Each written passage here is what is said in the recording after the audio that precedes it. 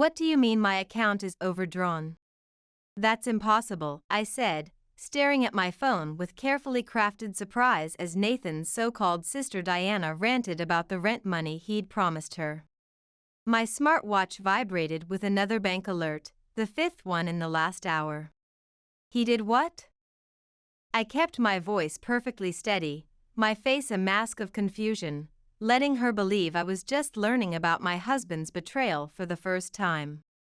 The modern living room of my Boston suburban home felt suddenly colder as I paced across the hardwood floors, watching the morning sunlight filter through the large windows. Diana's panicked voice continued through the speaker, but I was already mentally reviewing the contents of the secure folder hidden in my home office labeled insurance policy. My name is Audrey Bennett, and my husband, Nathan, just became one of the biggest stakes in the chess game of my life, but not in the way he thinks.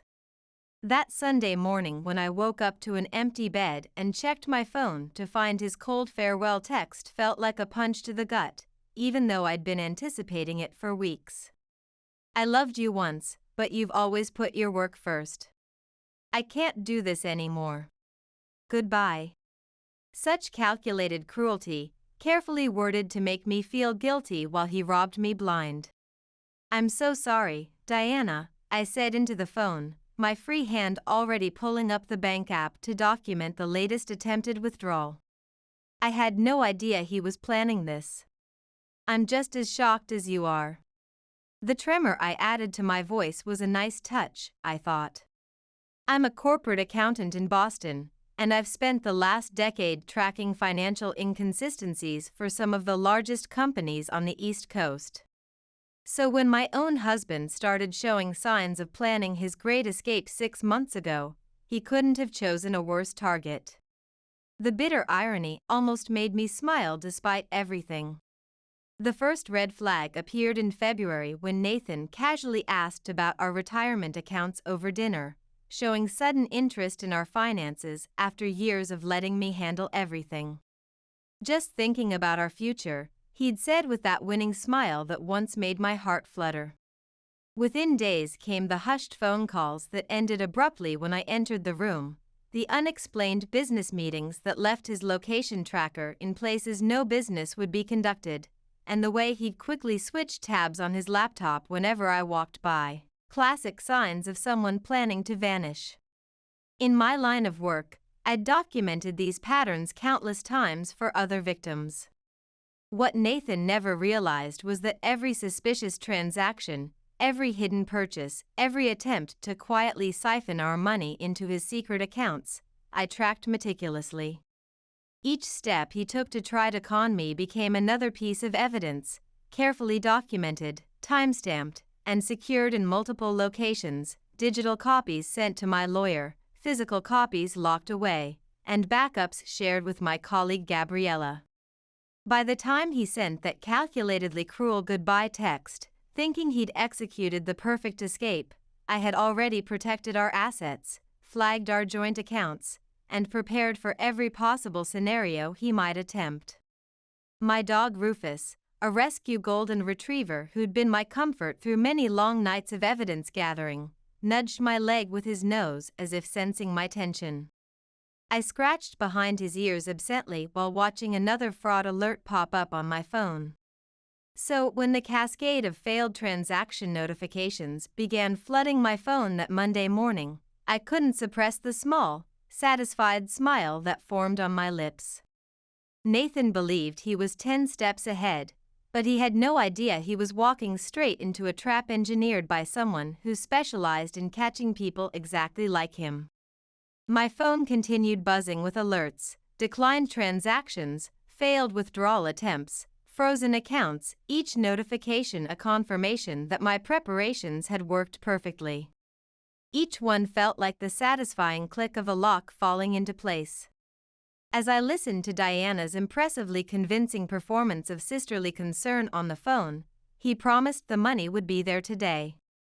My landlord is threatening eviction. I almost felt a twinge of admiration for their well-rehearsed con, almost. You might think I was heartbroken, discovering that my husband of 6 years had never truly loved me. But when you spend your career following the money trails people try to hide, you develop an eye for patterns. People believe they're clever when concealing their tracks, but financial transactions always leave evidence. And Nathan? He scattered breadcrumbs like a careless child in a forest. Diana, let me see what I can find out. I'll call you back, I said, ending the call and immediately texting Gabriella, it's happening. Phase 1 complete. Previous night home office. Instead, I created a war room of financial intelligence in the small spare bedroom I'd converted to a home office. Each night after Nathan went to sleep, I'd slip in quietly and pull up bank statements, track suspicious transactions, and methodically build my case file. Every time he thought he was covering his tracks with new accounts or cash withdrawals, he was actually creating a clearer trail of evidence.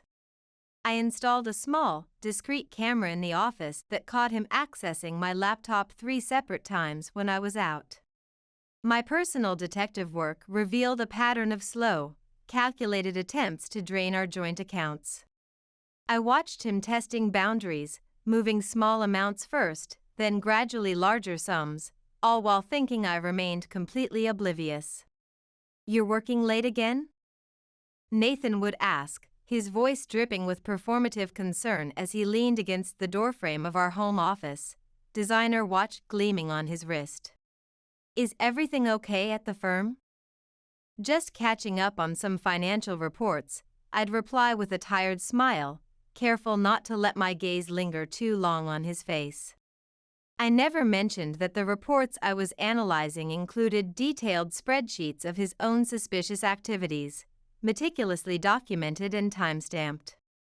End of quarter always gets busy. Nathan would nod sympathetically, bringing me tea I never asked for.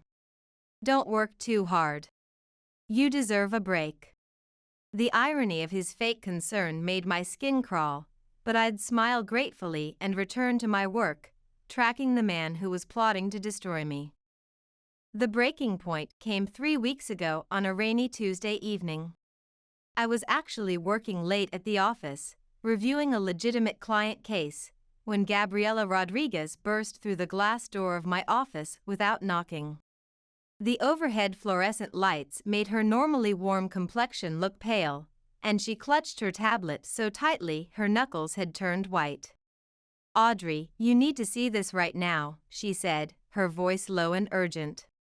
The normal humor in her eyes was replaced with something I rarely saw in my confident friend, genuine alarm. I was cross-referencing those suspicious transaction patterns for the Eastman Group audit when I found something. It's about Nathan. My stomach tightened into a cold knot as she placed her tablet in front of me. There it was in black and white, Nathan Reed's name linked to a series of questionable transactions we were investigating professionally, not as a witness or victim, but as a person of interest. The same distinct patterns I'd been tracking in our personal accounts were appearing in his professional dealings. This wasn't just about leaving me, he was running from something much larger. There's more, Gabriella whispered, taking a quick glance toward the door before swiping through additional documents. He's been flagged in 3 other fraud investigations. Different states, different names, Nathan Murphy in Chicago, Nathan Brooks in Seattle, but the exact same methodology. He identifies successful women, preferably in finance, marries them, then vanishes with their assets. The last case was in Chicago just before he relocated to Boston. The victim was a nurse named Meredith Hayes. The rain pattered against the window as all the puzzle pieces suddenly locked into place. The practiced charm, the strategic secrecy, the calculated interest in our finances. The expensive wine he always ordered but barely drank. The golf clubs he bought but rarely used. It was all part of a carefully constructed persona. I wasn't his wife, I was his next target. And he had no idea that his latest mark specialized in detecting exactly the kind of financial fraud he was attempting to commit. We need to document everything, I said, my professional calm taking over despite the personal betrayal crushing my chest. And we need to find this Meredith Hayes. That night I sat alone at our kitchen island until dawn, my laptop illuminating the darkness as I reviewed everything with new understanding. The loving husband act, the subtle manipulation, the way he gradually tried to separate me from my college friends and even my parents with subtle comments and scheduling conflicts. The pieces formed a perfect, terrible picture. I found myself laughing quietly into the stillness of our kitchen, not because anything was remotely funny, but because of the sheer irony. Of all the women in Boston he could have targeted, he'd chosen an accountant who specialized in detecting financial fraud. He'd picked absolutely the wrong woman to con. For the next 21 days, I executed my counterplan with surgical precision. Every morning I'd kiss Nathan goodbye as if nothing had changed. "Have a good day, honey," I'd say with a practiced smile, handing him the travel mug of coffee I'd prepared. Every evening I'd listen patiently to his elaborate lies about clients and investments, nodding at all the right moments, while secretly recording conversations and documenting every suspicious move. With Gabriella's help after hours, I quietly moved our savings to secure accounts, contacted Agent Harlow at the FBI's Financial Crimes Unit, and gathered comprehensive evidence that would not only protect me but help his previous victims. "You seem different lately," Nathan remarked one evening as we prepared dinner, his eyes studying my face with the intensity that once made me feel special but now felt predatory. "Is everything all right?" I carefully arranged my features into a mask of mild exhaustion, thinking about the trap I was meticulously constructing around him, about how his own arrogance would be his downfall. The satisfaction of knowing I was 10 steps ahead of him was almost overwhelming. "Just tired from this quarterly audit," I replied, chopping vegetables with precise movements. "You know how it gets this time of year." I offered a small, convincing yawn. He nodded sympathetically, rubbing my shoulders in a gesture that once brought comfort but now made my skin crawl. "My hard-working wife," he said with what sounded like pride but I now recognized as calculation, probably thinking I was earning more money for him to steal. If he'd been more observant, he might have noticed the determined glint in my eyes when he turned away, the one that said I knew exactly what he was planning and had prepared accordingly. Con artists like Nathan never imagine they'll be the ones getting conned. The fundamental flaw in people who make a living betraying others is they never expect to become the victim of their own game. The morning after Nathan disappeared, his plan began unfolding precisely as he'd anticipated. The first notification came from our bank's fraud department: unusual activity, multiple withdrawal attempts, credit cards approaching their limits. The second call was from Diana, his fake sister, hysterical about money he'd supposedly promised her. The third, and most interesting, was from a Chicago area code I didn't recognize. "Is this Audrey Bennett?" a woman's voice asked, tension evident in every syllable. "I'm trying to locate Nathan Reed. I have reason to believe he's your husband." Her husband. The words hit me like an electric shock, despite my preparations. "I'm sorry, who is this?" I asked, gripping my phone tighter as I sat down at my kitchen table, the morning sunlight creating patterns on the polished wood. "My name is Meredith Hayes," she explained, her voice carrying the unmistakable edge of someone who had been deeply wronged. "Nathan Reed, or Nathan Murphy as I knew him, is still legally my husband. He disappeared with my life savings 3 years ago. I've been tracking him ever since." A smile spread across my face despite the gravity of the situation. "Actually, here he went by Nathan Reed, and you're not going to believe this, Meredith, but I've been expecting your call." Relief flooded her voice as I continued, "I'd like to meet in person, if possible." 2 days later, we sat in a quiet corner of a cafe with security cameras I'd carefully selected, comparing notes over steaming cups of coffee, same charming smile in our wedding photos, same investment consultant story, same pattern of gradually draining accounts before disappearing. But this time there was one crucial difference in his pattern: me. "I've compiled enough evidence to bring him down permanently," I told her, showing her my meticulously organized digital files on my tablet. "But I need your help to catch him." Her eyes, which had carried so much pain when we first met, now showed a steely determination that matched my own. At that exact moment, my phone buzzed with a text from Nathan. "I'm sorry for leaving like that. Can we talk? Just one last time. I can explain everything." Perfect. He was following the exact pattern I'd identified in Meredith's case, reaching out after the initial disappearance, attempting to manipulate his way into one last opportunity to access any remaining funds. I showed the message to my lawyer, who was already preparing our counterattack with the FBI. "Let's spring the trap," she said, her eyes gleaming with professional satisfaction. Coffee shop meeting. I agreed to meet Nathan at a carefully selected coffee shop downtown, one with multiple security cameras and clear exits where Agent Harlow's team could position themselves discreetly. My friend Julia Chin sat at a distant table, pretending to work on her laptop while actually monitoring the situation. When I arrived, Nathan was already there, presenting the perfect picture of remorse.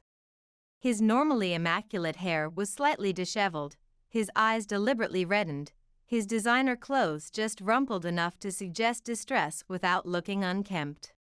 He'd clearly practiced this performance. "Audrey, I'm so sorry," he began, reaching for my hand across the wooden table, his voice carrying the precise modulation of practiced contrition. "I've been dealing with some bad investment decisions. Several clients backed out unexpectedly. I panicked. I needed some time to think." I pulled my hand away with careful hesitation, playing my role perfectly, the hurt but potentially forgiving wife. "How much trouble are you in, Nathan?" I asked quietly. His eyes lit up for just a millisecond, a predator sensing prey, before returning to their practiced sadness. I caught that flash of calculation, storing it away as another piece of evidence of his true character. "About $200,000, he admitted with a perfectly timed sigh of shame. "But I have a solid plan to recover everything. I just need temporary access to our emergency fund to secure this new investment opportunity. It's guaranteed returns, Audrey. I can fix all of this." I pretended to consider his request, watching him squirm with barely concealed anticipation. The wireless microphone taped to my chest captured every word for Agent Harlow's team listening nearby. "The emergency fund," I repeated slowly. "You mean the one you attempted to empty yesterday morning? And again at 3 a.m. today?" His facade faltered momentarily, genuine surprise flickering across his features before he recovered. "That was a mistake," he backpedaled smoothly. "I wasn't thinking clearly. But if you help me now, I promise I'll..." "To what? To disappear again? Or to stick around long enough to drain my accounts like you did to Meredith in Chicago?" The color drained from Nathan's face, his carefully constructed mask crumbling completely. For the first time since I'd known him, Nathan Reed, or Murphy, or whatever his real name actually was, looked genuinely shocked, his mouth slightly open, eyes wide with alarm. "You, no," he whispered, his voice stripped of its usual confident charm. "The funny thing is," I continued, calmly sliding a tablet across the table and tapping the screen to display a comprehensive timeline of his activities, "if you'd done your research, you might have realized that trying to con an accountant who specializes in financial fraud wasn't your smartest career move." My voice remained steady, but I couldn't hide the slight satisfaction I felt watching his practiced confidence collapse. At that precise moment, 2 FBI agents in dark suits approached our table from different directions. I stood up, smoothing my blazer with deliberate calm. Oh, and Nathan? You might want to call a lawyer. A good one. You're going to need it. The look of utter disbelief on his face as Agent Harlow read him his rights was something I'd remember for a long time, the dawning realization that he wasn't the mastermind he believed himself to be. As the agents led Nathan toward the door, his shoulders slumped in defeat, my phone vibrated with an incoming call from Gabriella. Her timing was impeccable. "We've got him," she said, her voice brimming with triumph and barely contained excitement. "The team just finished analyzing those offshore accounts you flagged. Nathan isn't just running marriage cons, he's been operating a sophisticated Ponzi scheme targeting professional women. We're looking at fraud in the millions, Audrey. This is huge." Through the coffee shop's large front window, I watched as Nathan was placed in an unmarked federal vehicle, the handcuffs glinting in the sunlight. He looked diminished somehow, nothing like the confident, charismatic man who believed he'd outsmarted everyone around him. Julia approached from her observation table, giving me a supportive squeeze on the shoulder before taking the seat Nathan had just vacated. "How many victims are we talking about?" I asked Gabriella, my stomach tightening despite our victory. I already knew the answer wouldn't be pretty. 27 confirmed so far, spanning 6 states, 14 marriages or engagements, all to successful professional women, mostly in finance or healthcare, she detailed clinically. But here's the most disturbing part: he was planning something much bigger.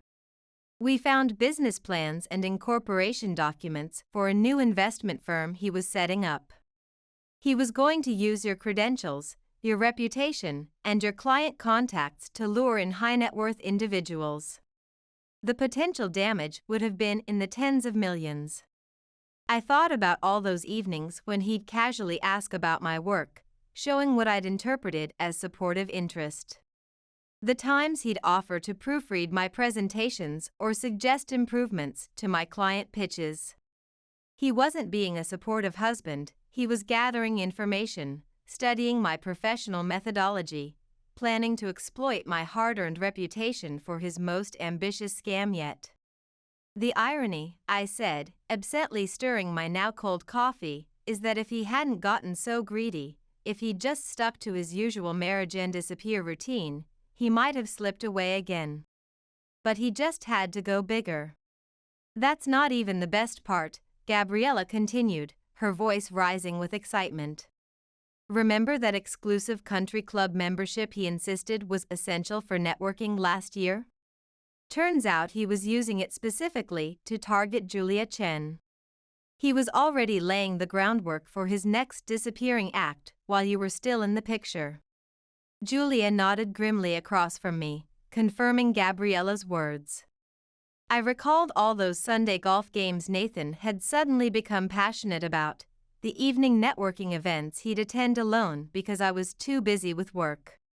While playing the role of devoted husband at home, he was already grooming his next victim. But what he hadn't realized was that Julia wasn't just any real estate investor, she was my friend since college, and she'd been working with me to document his every move for months. "Let me guess," I said, smiling at Julia while still on the phone with Gabriella. "Julia gave you access to all their private conversations, every email, every text, every accidental meeting at the club lounge." Complete with audio recordings, Gabriella confirmed with satisfaction. "He literally handed us a blueprint of his entire operation while trying to charm her. The guy practically wrote our federal case for us. Julia deserves an Academy Award for her performance." Julia gave a small, modest bow from across the table. "I just followed your lead. Besides, watching him try so hard while knowing what we knew, it was almost entertaining." I couldn't help but laugh, the tension of the past months finally releasing. Nathan had spent nearly a year meticulously planning his exit strategy, convinced he was the most intelligent person in every room. Meanwhile, every single person he thought he was manipulating had been working together, building an airtight case that would ensure he'd never victimize anyone again. "Have you heard anything about his sister, Diana?" I asked, remembering her frantic call that morning, the first domino in today's events. "That's another fascinating thread," Gabriella replied. "Turns out she's not his sister at all, she's his accomplice and occasional romantic partner. They've been running this scam together for years. She plays the desperate sister or cousin to create urgency around why he suddenly needs cash, right before he vanishes. She's being picked up by federal agents in New York right now." I sank back in my chair, taking it all in as Julia ordered fresh coffee for us both. The scope and sophistication of Nathan's deception were breathtaking, but equally striking was his fundamental blindness. He'd been so focused on maintaining his intricate web of lies that he never noticed the counterintelligence operation closing around him from all sides. "One more thing," Gabriella added, her voice dropping slightly. "We found his true identity through fingerprint matching. His real name isn't Nathan Reed or Murphy, it's Nathan Roberts, and he's been wanted for similar fraud schemes in Canada since 2015. I smiled, thinking about the exhaustive case files waiting back at the office. "Well, Nathan Roberts, welcome to the consequences of your actions." I was preparing to head back to meet with Agent Harlow when my phone buzzed with a text from an unknown number. "You think you're clever, but you have no idea what's coming. Check your email now." Seconds later, my inbox pinged with a new message containing dozens of detailed surveillance photos. Me walking Rufus in the park, having lunch with my parents last weekend, working late at my office desk, even shots taken through my bedroom window. The message was clear: I was being watched. A surge of anger, not fear, rushed through me as I realized the extent of the invasion. I immediately forwarded everything to Gabriella, Julia, and my lawyer, then placed a call directly to Agent Harlow. "We've got another player in the game," I said without preamble. "Already tracking it," she replied, her professional tone unwavering. The photos were sent from an IP address we've been monitoring since this investigation began. Marcus Wilson, Nathan's former cellmate from a brief incarceration in Phoenix.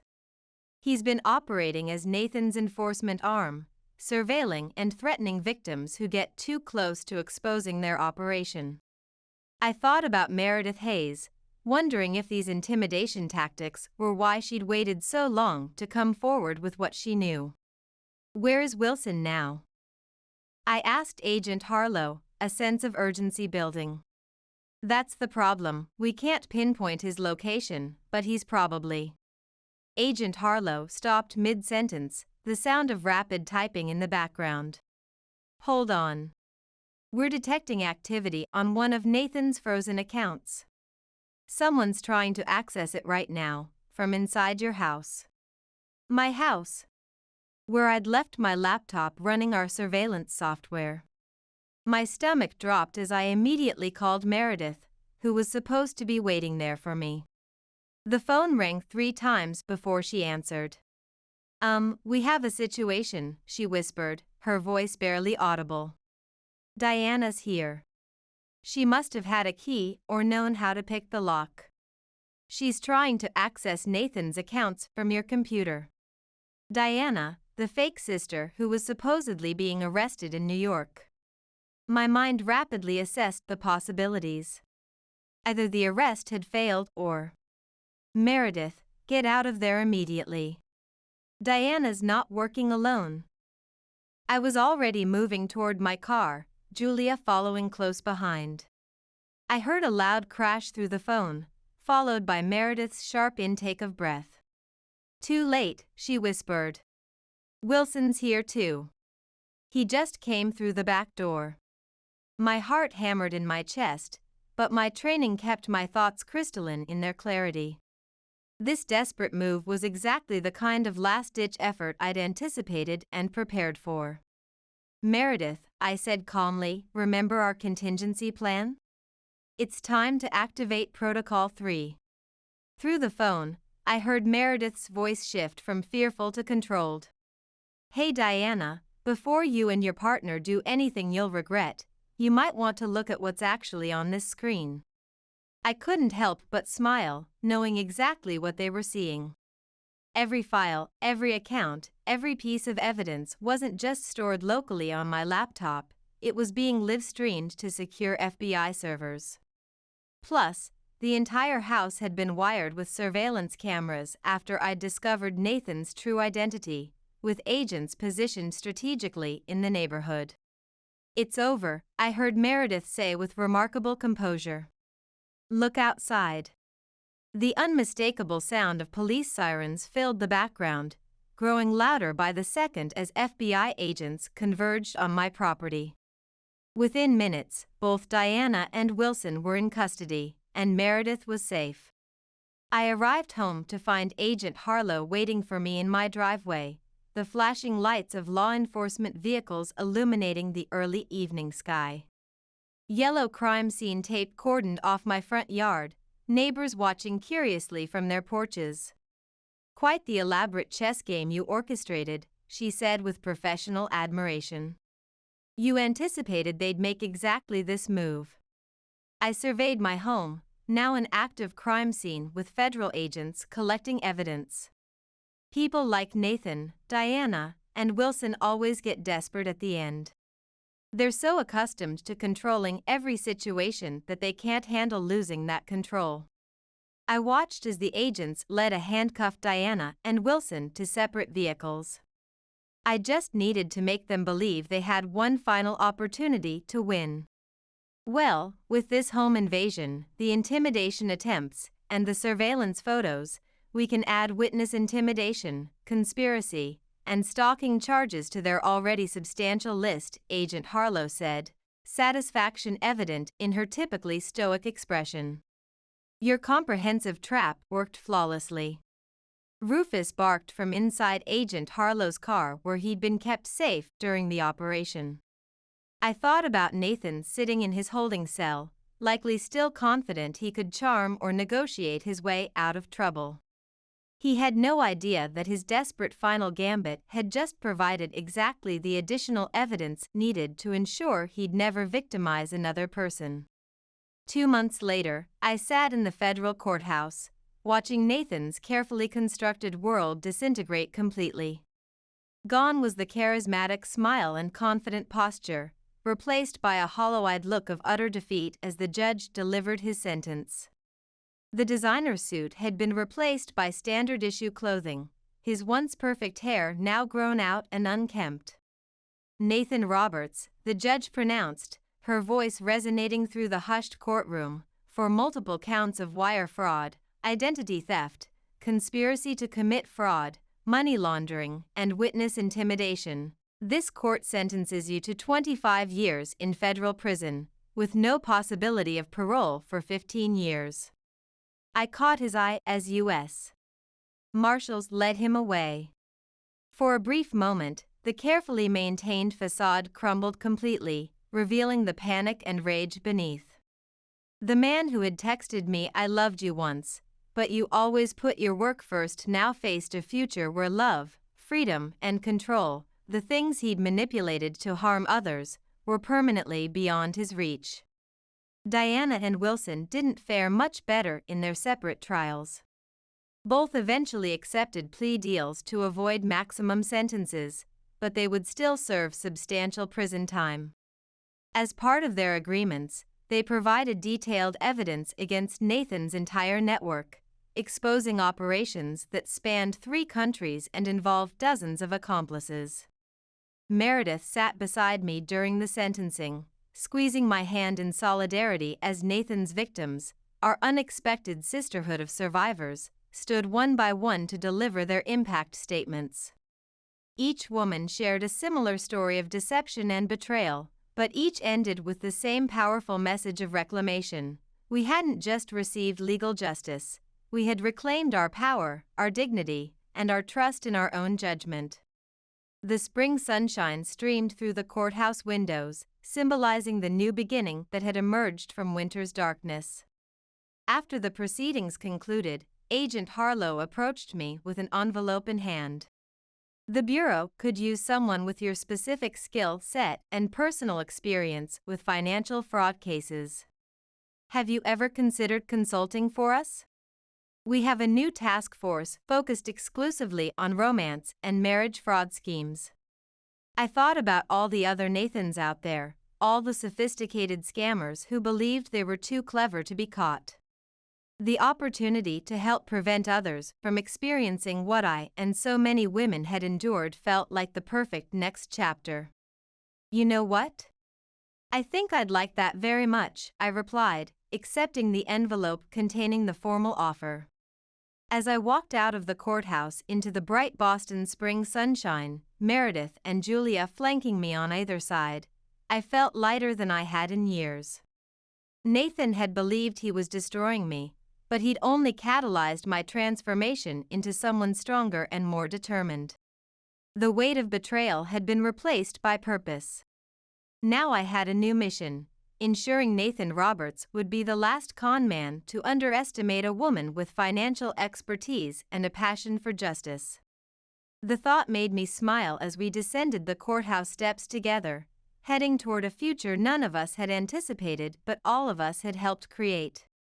6 months after Nathan's sentencing, I stood confidently at a podium in a packed conference room at the FBI's Financial Crimes Division in Boston.